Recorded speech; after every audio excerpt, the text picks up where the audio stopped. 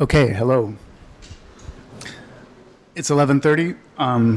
Let's get started. Thank you for coming, first off. I know there's a lot of stuff going on at KubeCon, and I love coming to these things. This is my second one. I'm going to talk today about Kubernetes configuration customization. My name is Jeff Regan. I've been working on open source Kubernetes for about a year and a half now. I work on the apps lifecycle team at Google. And we concern ourselves with things like how do we do updates, how do we make developer tools, how do we write controllers, and how do we configure clusters. So the gentleman in the lower right is Brian Grant. He's a principal engineer at Google, and he's one of the co-founders of Kubernetes. And he maintains this spreadsheet that shows tools that are used to configure Kubernetes. He's been maintaining this for a couple of years now. I don't know if he still keeps doing it. It's intentionally too small to read, and it goes down below the page here. There's actually a link to it if you're interested up at the top. This shows you that configuring Kubernetes is not a done deal. It's not something that everybody agrees on, and people are still writing new tools to help manage it. But if you look at all these tools, you see they have features along various dimensions, okay? So some of them talk about applications. Some of them talk about, what is an application, taking a bunch of resources, calling an application, describing it, and maybe you have a maintainer of that app. Then there's going to be things like app discovery, like an app store. If you have an application, maybe you need a place to go get it, download it, so on. Package management, you've got a bunch of resources. How do I bundle it up? How do I describe the dependency of this bundle on this other bundle over here? Dashboard stuff. Ooh, that's loud. Dashboardy stuff. Which apps am I running? How long have they been running? Are they healthy? Lifecycle management, rollouts, rollbacks, and upgrades, and customization. Given some configuration, how do I adapt it to my needs, right? Okay, so that's what I'm going to focus on, just that part. Customize is a command line utility. It closes several old kubectl issues, and it composes with other tools. It's sponsored by SIG CLI, and we've been working on it for about 6 months or so.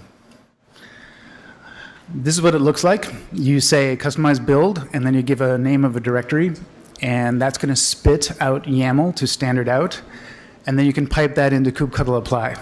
Or you can stick it into version control, and then pipe it to kubectl apply later. That directory looks like this. I'll do a little toy example. There's 3 conventional resources in there, a config map, a deployment, and a service. There's nothing weird about those things, just standard YAML. And you drop in another file called customization.yaml, right, which also looks like a Kubernetes resource. Here is a toy example of what the customization file looks like. So in this case, there is a resources stanza that gives a list of files below it. There's one file here, service.yaml. And there is a name prefix specified. It says demo hyphen. Okay, all this is doing is saying, open the service.yaml file, read in the information there, find the name, change the name by putting a prefix in front of it, and then send that to standard out. That's it. Toy example. This tool is about Kubernetes aware patching. Okay, it's just patching. So the customization file has 2 things in it, generally. Operands, these are the things that you want to include in your output, and some of those things are going to get patched. And it has operations. These are the ways you're going to patch those operands. You already saw one example, which was append a name prefix to all of the names. It works sort of like this. You've got a cluster out there. You're going to send a stream of YAML to that cluster via kubectl apply. There's going to be a bunch of operands coming in from the left. These are the resources that you're operating on. And then you're going to operate on them. You're going to patch them. In this case, you did a name prefix change. Now it's possible, since Kustomize reads in YAML and writes YAML out, to send the output of Kustomize into Kustomize again for further customization. And there's practical reasons to do this, which we'll discuss in the first example here. So I just want to pause and mention again, or emphasize, Kustomize input is Kubernetes YAML. You can kubectl apply that YAML without Kustomize. To start customizing, you just add a customization file. Okay, everybody has a use case that's similar to this. You have multiple variants, multiple environments that you want to maintain, and those environments have most things are in common. You've got, in this case, we're going to talk about 3 environments or 3 variants: development, staging, and production. So development is something where you're going to send, say, an hourly build of your server to the cluster every hour. And staging is where you're going to say, I'm going to take one of those QA builds, one of the builds from development that have been modified or that have been signed off by QA, and I'm going to send it to staging. And staging is a place where we're going to test it with real traffic, maybe 1% of traffic. And then, if that works well, we're going to take that image and all of its configuration and send it to production. So managing 3 variants that have a lot of things in common, that's what Kustomize is good at. Okay?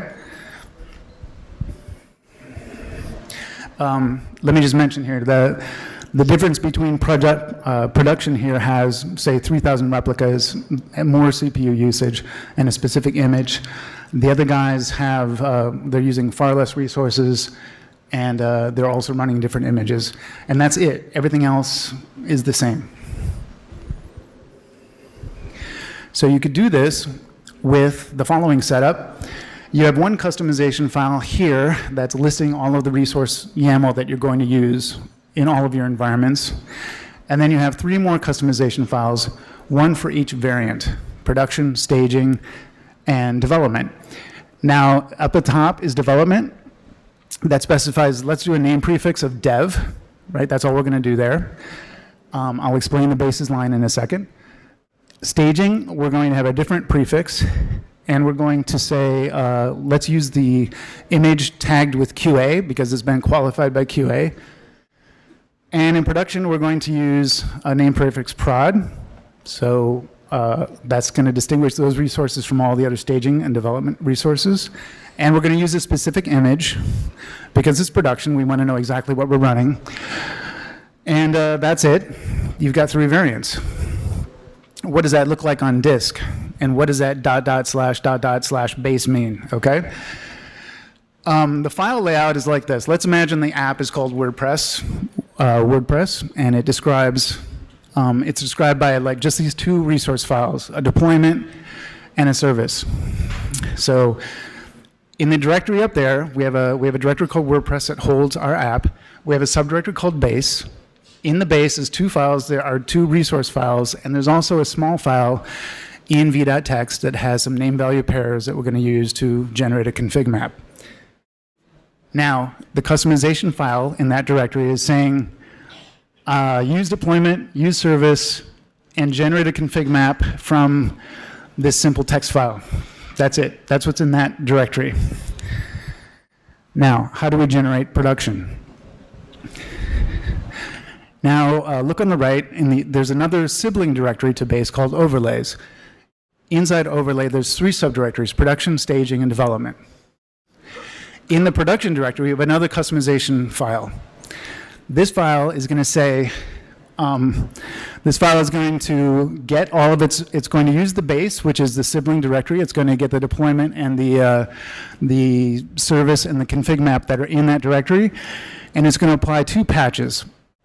One patch is going to change the replica count, because we're going to production, we want to have a lot more replicas, and it's going to crank up the CPU resource allocation. Just kind of simple, right? How do I deploy that?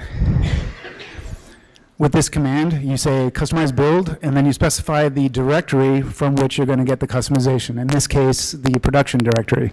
And then you can just pipe that to kubectl apply. Staging, you might imagine, is similar. We're just going to go use that customization, and we're going to pipe that to kubectl apply. So how does this work? Let me run you through all of the source code for Kustomize now. It's just these 7 steps. When you run customize build, first Kustomize has to understand how to read Kubernetes objects. So it reads in some information, or it uses hard-coded information so that it understands what a deployment is, understands what a service is, what a pod disruption budget is, etc. That's step one. Step two, it's going to read the customization file from the target that you specified on the command line. Step three, it's going to look in that customization file for the bases line, and it's going to customize all the bases. So this is a recursive step. That customization is going to come in and be customized again based on what you're seeing in the target directory. The fourth step is it's going to load the files that are in the target directory that are specified in the customization file at that level. Now, then we get to the actual transformation. We're going to go through all of the resources that we've collected, both reading directly from the target directory and the resources that have been customized in a recursion step. And we're going to apply the transformations. We're going to change the CPU count. We're going to change the memory. We're going to add name prefixes. Now, 6, since we're changing the names of some of these things, if we change the name of a config map, we have to change the content of the deployment so that it knows that it's going to use the right config map. So we have to go down and hook up and correctly change the names to make sure everything makes sense. Finally, then we emit YAML. So that's basically how it works.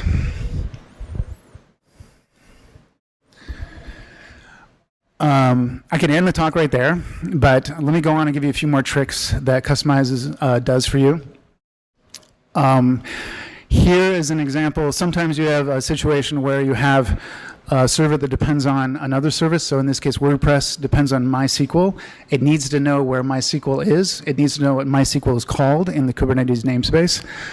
So you can define in your customization file, you can define a variable, vars, the vars stanza, that says, let's make an environment variable called MySQL, not an environment variable, but a customized variable called MySQL service.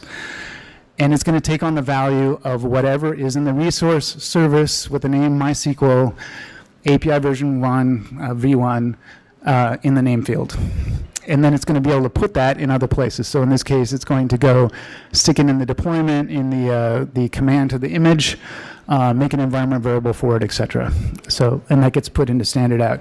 This is not a general templating mechanism. This is simply taking data out of one Kubernetes resource and sticking in another Kubernetes resource. Two, another trick that you can do, calling it a trick, is generate config maps. And you can generate config maps by merging data from multiple environment files. So that's commonly the case where you, as the web app developer, say you've got some properties that say set up control how the web page maybe looks, and over down the hallway there's the DevOps team, and they've got properties that control how ingress works, or things that they want to maintain under their control, database passwords and whatnot. And you can generate a config map from both of these things that merges this data together and gives it a unique name. So in this case, our base has a generator stanza in the customization file that says, look in this particular file and make a config map from these things. And then when you do the overlay, remember you're going to customize the stuff that's coming in from the base. You're going to add a name prefix of prod, and you're going to throw in some more. You're going to merge in the data from this other file. And that's going to, on the right-hand side, generate a config map with the name prod hyphen the original name that was in the base, and then a hash of the contents of the file. So the hash is important. If you went and changed some of the environment variables that are feeding into the config map, that will generate a new hash suffix, and that's important so that your deployments realize that they are going to be pointing to new data. Okay, so this is all just patching. Again, Kustomize is just a means to manage Kubernetes targeted patching. See, these are some of the things you might want to patch: namespaces, names, labels, annotations, and so forth. In the container, you're gonna want to modify the image tags, the arguments to the image tags, and so on. You're going to worry about the budgets, the CPU resources you're using, the memory, the replicas, and policies, anything that you can specify in a YAML file, basically. Another trick is you can Kubernetes customize really works well with Git. So you can customize the contents of a Git repo. And this example underscores the fact that you're not modifying the input at all in place. You're only patching it after you take a look at it. So we're going directly from a Git repo into the cluster and applying customizations as we go. Likewise, you can specify that your base is all the resources off over in this directory in this particular Git repo.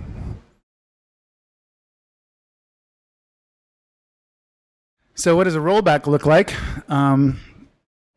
You make a change, you send it out to production, something goes wrong, you CD into the target directory where you're working, you just make one step backwards in your Git log, and you go back to where you changed, say you activated a flag or whatever you did to make a change that broke production, and then you build it again and you send it out to your cluster.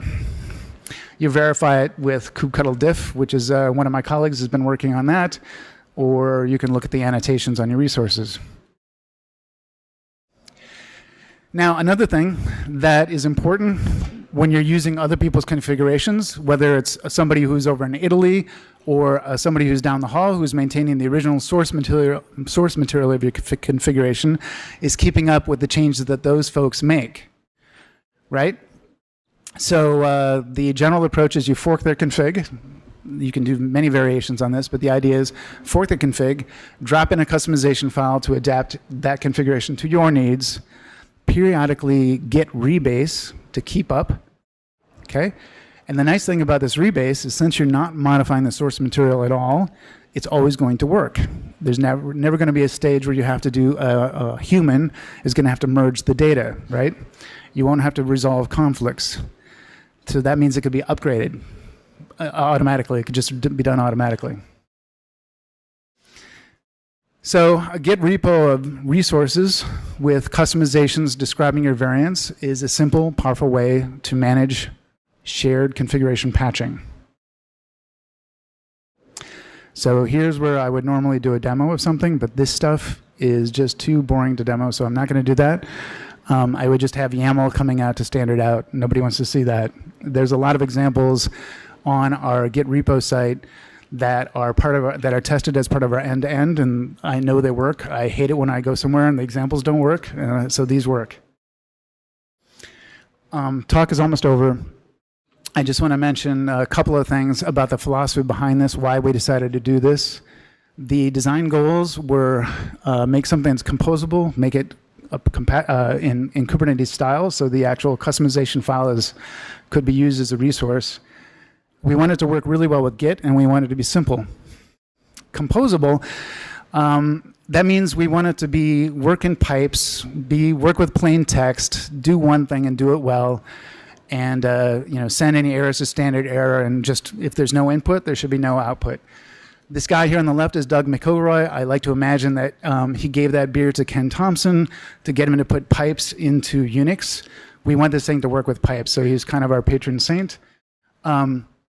Kubernetes style means we want to understand how to patch. We want to know how to patch raw resource files. We want to be able to work with CRDs. We want it to be extensible. We're going to target kubectl apply. kubectl apply is the main API for Kubernetes.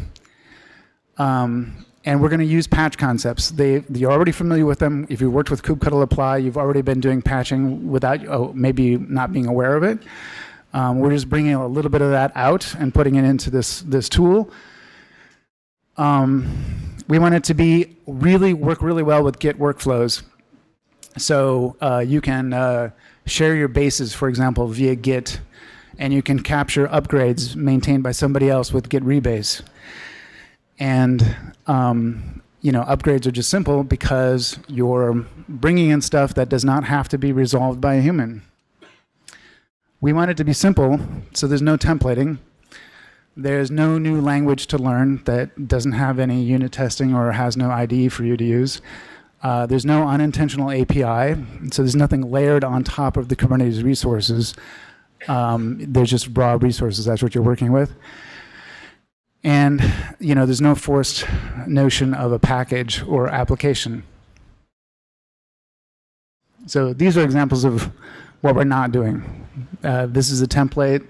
That's a Lua script. The thing on the left is board config, stuff that we use inside Google. And all of those things are difficult to maintain because they have logic in them. Templates have logic in them. And when you make changes to them, you have to merge. You have to have a human that's going to go in and look and make sure that any changes merge correctly into whatever it is that you did for your own customization, because you actually edited the template to add your own customizations. Okay, so coming soon in kubectl 1.13, Kubernetes 1.13, we're going to have customization integrated into kubectl, which was always the plan. It closed kubectl bugs, that's why we wrote it. And when that happens, when you type kubectl apply on a directory, if there's a customization file present, it will honor that. If there is no customization file present, it'll just do what it always did. We're thinking about putting up an example site of customizations, kind of like godoc.org, where you could just browse for other people's work and even use it if you wanted to. You could fork it. You could base your configuration off of it. So thanks to all the contributors that are actually working on Kustomize. And Replicate is a company in the US that made this nice website, kustomize.io, to help people learn about Kustomize. SIG-CLI sponsored the work here. And Brian Grant, I want to call him out. He wrote this nice document called Declarative Application Management, and that's kind of the foundational document for this work, the inspiration. Okay, thank you. Questions?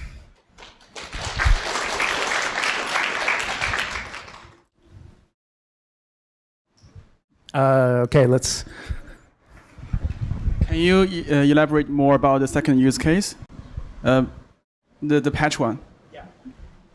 This is the variables, right? The variables, okay.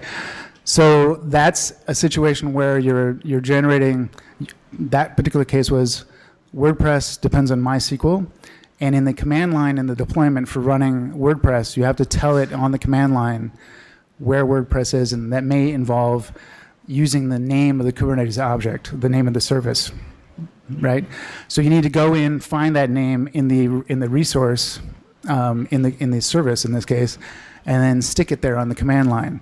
Since that name might be generated, it might be modified but customized. You have to go find it.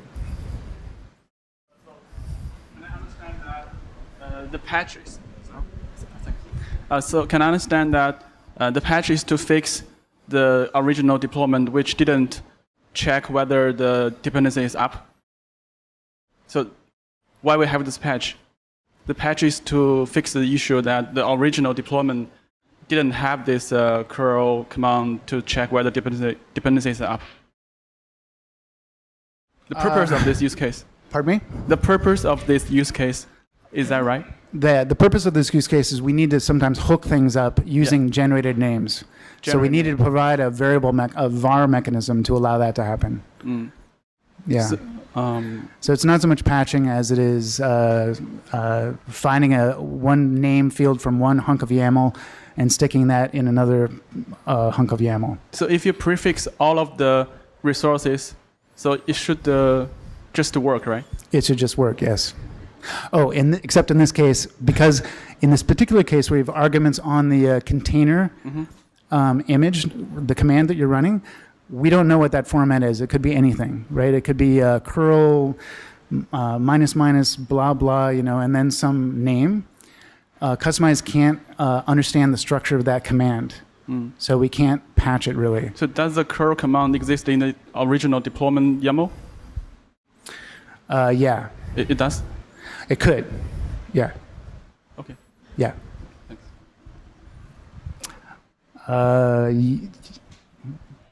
We're going to have microphone delivery here in a second.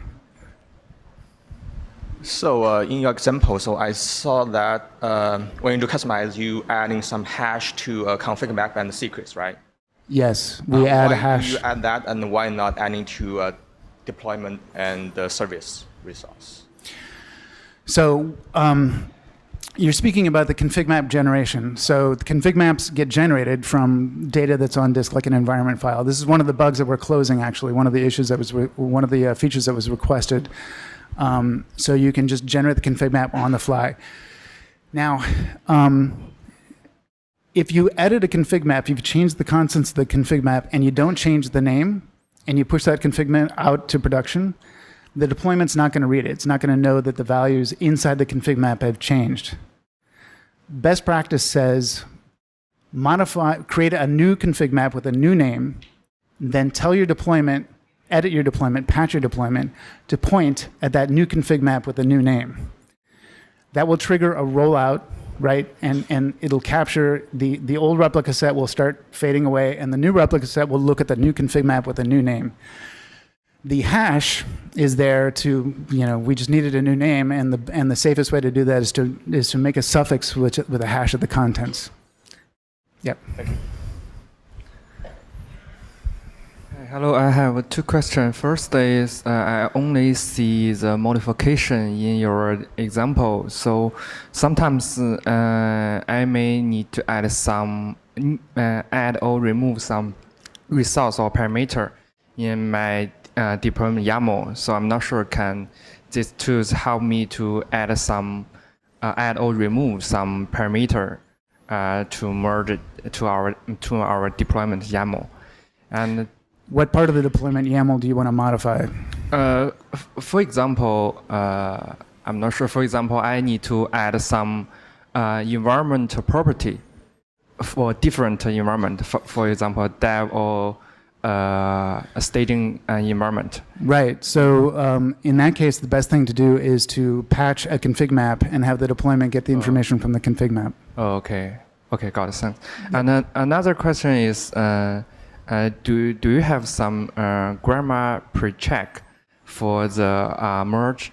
For example, if I write the wrong name prefix, so can during my merge, so can the tools help tell me or warn me that if there is something wrong? Yes. So the question is about name conflicts. If when you run customized build, it's not always going to work.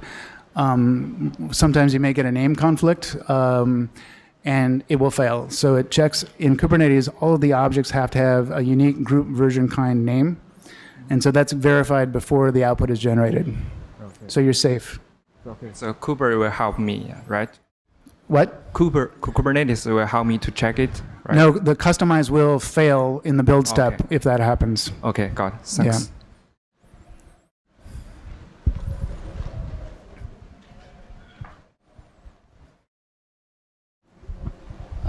Thank you for your presentation.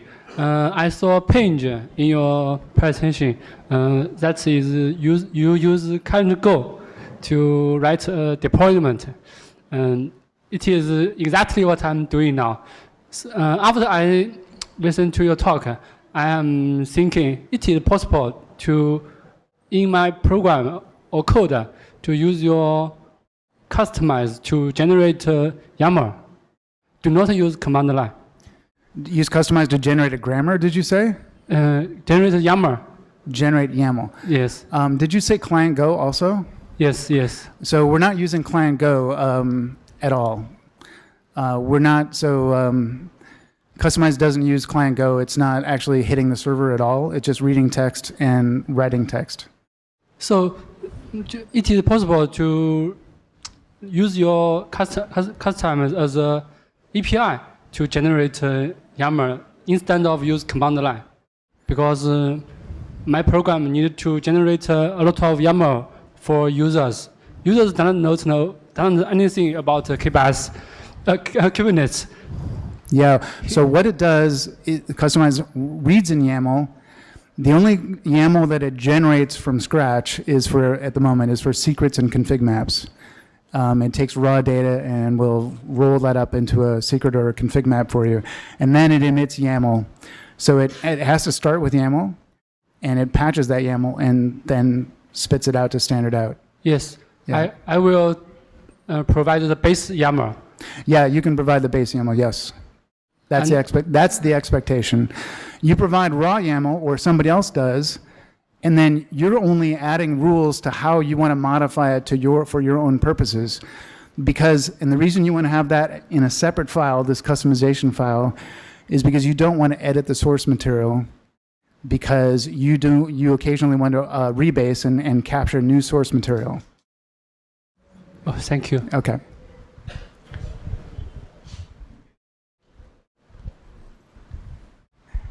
Yes, thank you. Unfortunately, I just joined the last part of your talk. Sorry for that. So I don't know if you talked about that already. How does it integrate with Helm? How does it integrate with Helm? Geez, I'm sorry, I have to put the microphone down for a second, okay?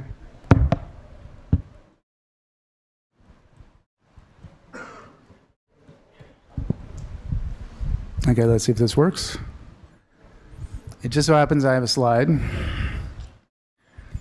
Okay, so Helm. What does Helm do? Helm has a template command to generate YAML. Kustomize reads YAML and writes YAML.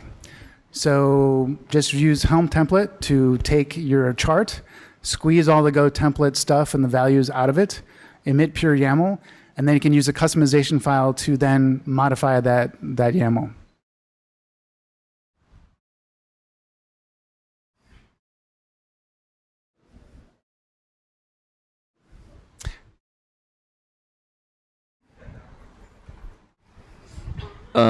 I want to know, would it replace Helm?